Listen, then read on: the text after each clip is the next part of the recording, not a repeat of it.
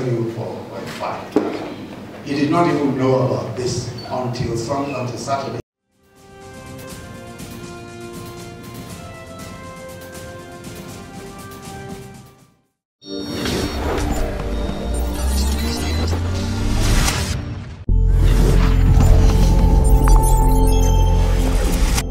Of the existence of the Online Publishers Association until I was informed I believe a couple of weeks ago, that there was in fact such an association. I had hoped that there would be an association such as this. I've been involved one way or the other with writing about the press for a while. I co-authored a book titled Media Law in Nigeria in 1990-1991, and it's still available. But one of the very important things that came up then was the whole concept of press freedom. And this was in 1990-1991, when obviously all you had was traditional media. As a matter of fact, the only problem that seemed to exist then were people called pamphleteers. In other words, people who just make pamphlets and go and distribute them at bus stops. They were the only unregulated part of the media in that sense.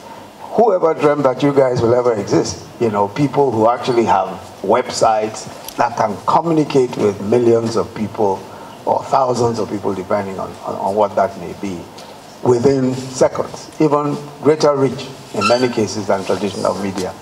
I mean, I think that when I was writing in 1990 or 1991, I mean, we did know the existence of the internet, you know, but the internet at the time was, of course, not anywhere near what it was. I think the American Army was probably the only one that was using the internet with any great degree.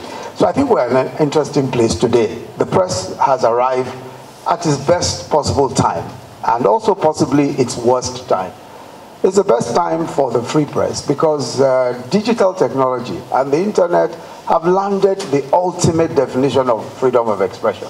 All of us can access and even own a medium. Any medium of communication is open to us now. But it also means that anyone, even a crazy person, a completely insane person, an anarchist, can use any medium on the internet to spread inciting messages, hate speech, distorted facts, or just false news, or fake news, as it's called today. The media can then either be a responsible gatekeeper, I mean in the light of this, or an enabler of fake news. At the moment, the latter sadly appears to be the case, mainly because no importance is attached to fact-checking. So more often than not, the media, and the new media in particular, with more damaging effect, has proven to be enablers and amplifiers of unverified information and news. Some of it is harmless, some of it may not have much of an impact, but there is a considerable amount of it that can cause great harm. So a situation in which all that is reported is what people said without bringing scrutiny to the issues at stake is untenable. So if a politician, for example, cites a figure, say a politician says Nigeria's debt profile is 30 trillion, or poverty rate is 100%. While it is the duty of the media to report what the politician said, it's even more important to situate it within the context of the actual or verifiable truth. What is the truth? Because the truth is also verifiable. This applies to statements that even might be deemed offensive as well, perhaps to an ethnic or a religious group, what is known as hate speech. So somebody just passes out information there, whatever the information may be. What I tend to see, and this happens also with old media, traditional media, but more damagingly with new media.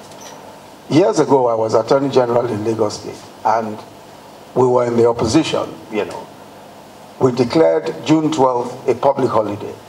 The federal government said May 29th, well, we declared June 12th Democracy Day and a public holiday. Federal government said, no, May 29th is the Democracy Day, and that we had no right to declare a public holiday, that Lagos State had no right to declare a public holiday. We contested it. I called the press, showed them the law. You know, there's a Public Holidays Act, which says that the state can declare a public holiday within its own jurisdiction. What a state cannot do is to declare a federal public holiday, a national holiday. But you can declare a public holiday. If I like, as a state governor, I can declare 3 days of public holidays, even 1 week, so long as it's within my state.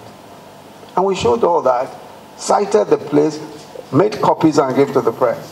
When this was going to be reported, it was reported as Attorney General of Lagos State says that Lagos State can declare a public holiday. Federal Attorney General says, not true, Lagos State cannot declare public holiday. So the controversy continued. Despite the fact that one had taken the trouble to even give the... So what we're experiencing today isn't new. That's the point I'm making.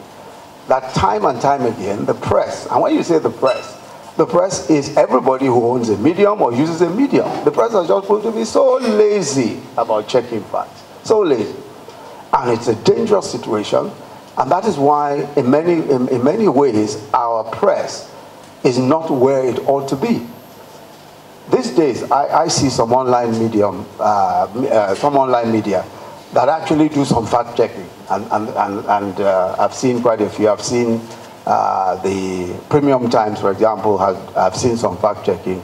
I believe 1 or 2 others, but I've seen quite a bit from them. They actually take the trouble, to say, okay, let's be sure. But I think that is so important. Of course, election cycles heighten ethnic and religious tensions, and then tend to throw up great threats and challenges to our security as a nation. So it's even more so the case today, that we just must be more responsible. But anybody, because today anybody lying down on their beds can launch a website, post images from anywhere in the world and tell whatever story he wishes. So the online publisher is essentially in a poorly regulated space, and you can publish practically anything, even outright falsehoods. But perhaps the worst that can happen is you might find a libel action if your publication tarnishes a person's reputation. But the problem with the current situation is that online news may lose credibility. And that is a very dangerous situation, because loss of credibility is bad for everybody. It's bad for business, it's bad for the business you do, and it weakens an important social tool of public communication. A very important tool of public communication, which is the online media. So what can be done? What can be done? I have 3 suggestions. The first is what I believe what you're already doing, is that willing publishers, online publishers, can self-regulate. But I think that it must be more robust. There must be an agreement on some kind of a code of ethics. And everyone who signs onto it opens themselves to some kind of peer review, so that we can actually review what everybody else is doing. A signatory to the code can also carry a special logo on their publication to indicate to the whole world that the publication is one that observes professional standards. I think that there must be a way of eliticizing the online medium in such a way that there is an elite group of people who say, and you can only be an elite group of people if you are regulated, if you self-regulate, and you say, we hold ourselves to certain standards, and there is a way of peer reviewing those standards, a way of ensuring that those standards are met, and there is a way of marking out those who belong to that association. Their publication actually carries a standard, a mark, that shows that this is a publication that holds itself to some responsible standard. Secondly, is to actively support local and international frameworks for preventing the misuse of the social media. There's a lot of work going on, locally, internationally in particular. And this, in my view, is self-preservation. It's a self-preservation to be able to join others who are saying, let's regulate this space. This space is good for business. I can make a living from this, from the business that I'm doing. If it is better regulated, if it isn't open to charlatans of every kind, I can actually do well in this medium. And so for me, I think it's self-preservatory to be able to cooperate with others who are doing very important work in trying to create some kind of regulated space. Of course, we've got to be always conscious of over-regulation or infractions of freedom of the press or freedom of information. That is why you can't let government be the one that will regulate you.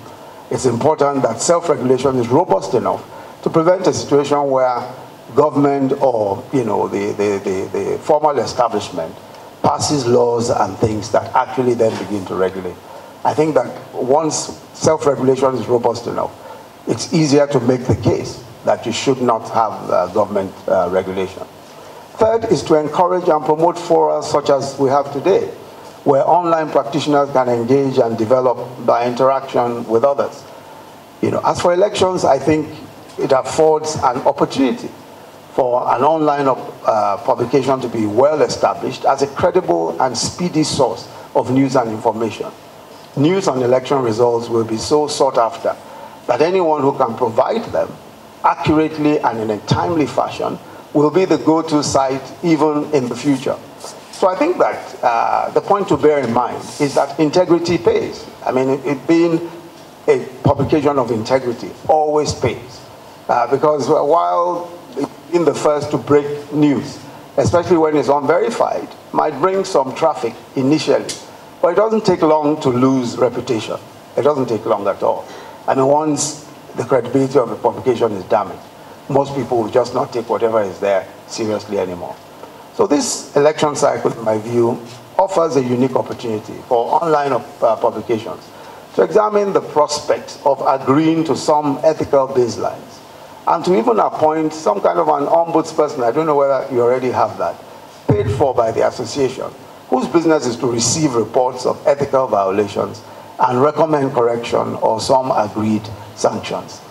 There's also an opportunity here for online media to establish a firm reputation as not just an unavoidable presence, but as credible interlocutors and purveyors of information. So on that note, I'd like to, again, thank you very much for the opportunity to speak to you this morning and to be here to formally declare open this online publishers conference. Thank you very much. Thank you very much. Arrangement for conferences like this. I know that there has been a conference on new media which was organized by the government at some point. I think it was earlier this year. But frankly, I think that these sorts of conferences should be done by private persons. Frankly, I don't think the government, the government every once in a while should play a role. But I think it should be more the business of practitioners and more the business of those who want a free press to ensure that there is indeed a free press and to create fora like this for those kinds of discussions and invite governments and government operatives and government functionaries. David wanted to know how do I feel as a lawyer seeing the CJN and the legal and the MBA president being tried and all of that. Let me say that straight away that the first thing is that perhaps unlike any other government, the President Muhammadu Buhari, his whole approach is that institutions should just do their work. I can tell you for a fact that he did not even know about this until Saturday evening. He did not even know that there was going to be any kind of arrangement until Saturday evening. He has said categorically, don't interfere with whatever the institutions are doing. Don't interfere. Sometimes it has consequences such as we have today, such that people say, how can such an important person be subject to a trial without the federal government? But I can tell you, without any equivocation whatsoever, that he is not even, because it's a specific instruction he gave. So even where somebody else calls a public officer, such as Magu of EFCC, and says something or the other, he'll say, no. Mr. President has said, I can do my work. In the case of the Code of Conduct Bureau, the man was the chairman of the Code of Conduct, or not the Code of Conduct Tribunal, but the Bureau, where these things are reported to. He's completely new. He's barely 3 weeks, I think it's not a month at the job. But the specific instruction to him is, if you receive a petition, whatever it is, go through the process. And sometimes when people ask that question, my answer to it is that I'm even in a less, by my position, I'm second in command, as they say, or as vice president.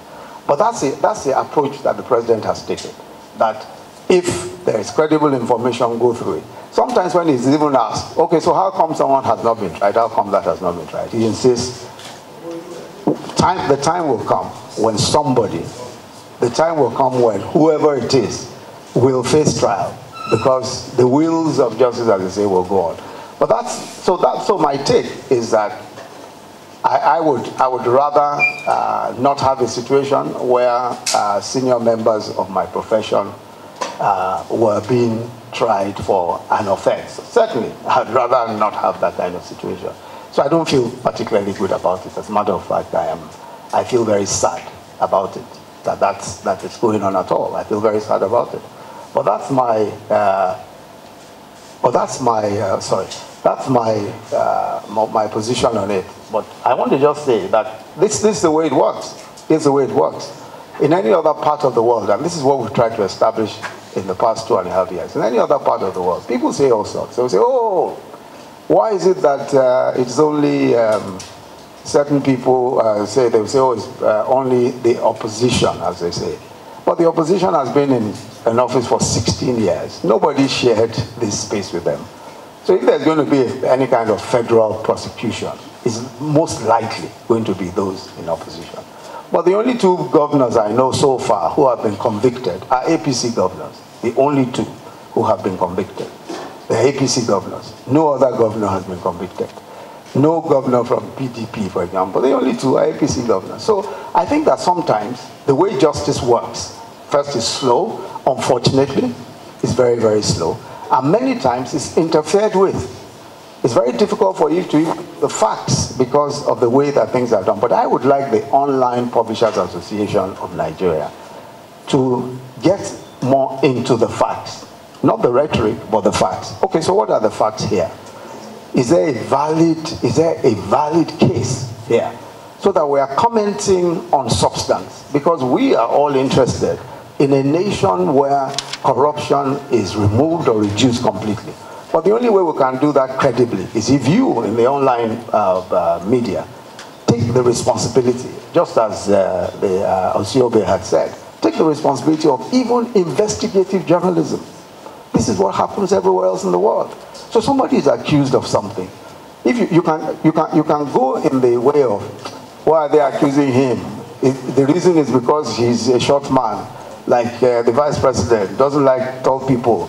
The reason is because he's an Igbo man. The reason is because he's a Yoruba man and all that. And we keep creating that rhetoric. Whereas what we should do is to say, give me the facts. I'm going to investigate it. I'm going to find out. That's what a journalist does. That's why all over the world, I mean, look at the journalists who win awards. They go after they go after the detailed facts. Check it. And then if we then find that it is just a ruse, we can then say so. This is just nonsense. If we find that it is politically motivated, we can say so. But we must first check the facts. So for me, I think it's a very important thing. As I said, I'm greatly saddened by the situation where senior members of my profession are subject to any kind of a judicial process but again, there is no question at all that anybody who is subject to any judicial process is completely innocent until they are found guilty. Completely innocent. There is no basis for saying they've committed an offense until a due process has taken place. But I want to say that the duty of the online, and I would like to see the online press checking out some of these things and finding out, is there even a colorable case here? Or is it just people just trying to be funny? Or just oppressing others or something? So I would like us to check that out carefully. My only answer to what you've said is that I will follow this up. I'd like to follow it up because many times we get inquiries like that. People say they've made reports. The EFCC usually says we're overwhelmed, we're doing too much and all of that. But I would like to follow this up, and I'd probably like you to ask, I have here Mr. Laudo Akondi, We'd like to follow it up. I certainly will be able to give you a feedback on that. Sorry, just give me. Okay. Yes, and Grace wanted to know what the role of the government is, where somebody makes a report and then they chase after him.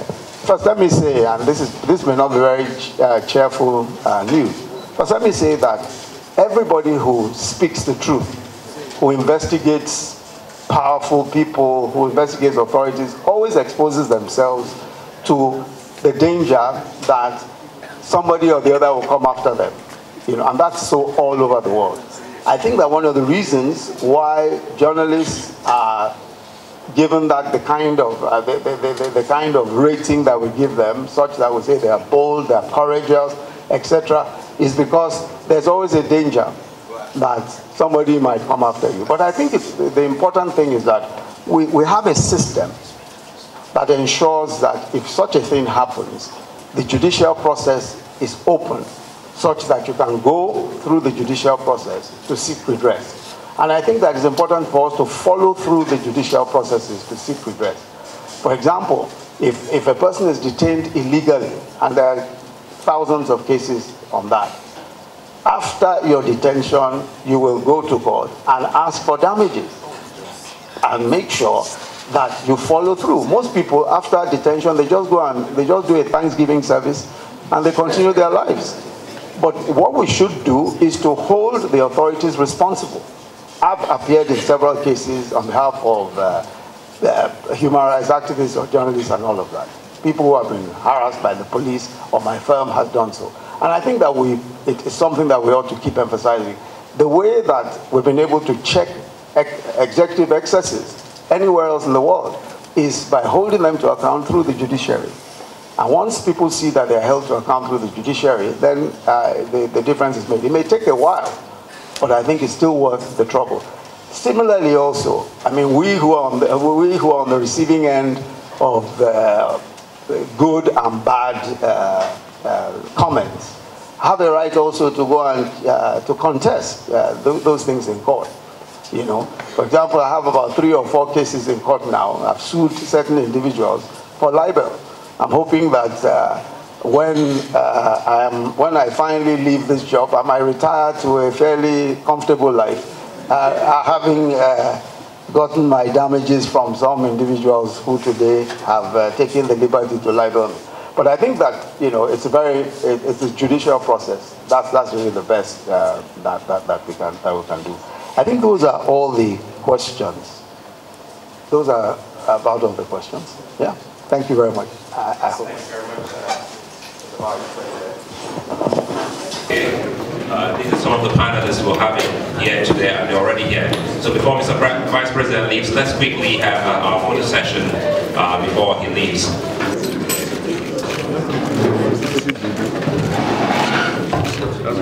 Thank you very much. Thank you. Thank you very, very much.